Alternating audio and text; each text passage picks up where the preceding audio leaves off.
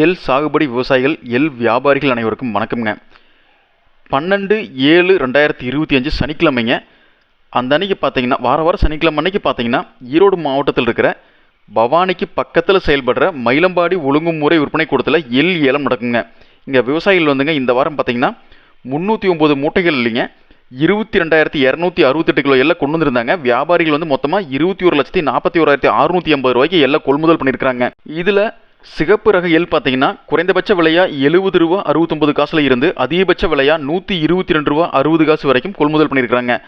அடுத்தபடியாங்க கருப்பு எள் 1 கிலோ பார்த்தீங்கன்னா குறைந்தபட்சமாக ரூ. 80.69 இருந்து அதிகபட்சமாக ரூ. 123.16 வரைக்கும் மறைமுக ஏலத்தில் கொள்முதல் பண்ணியிருக்கிறாங்க.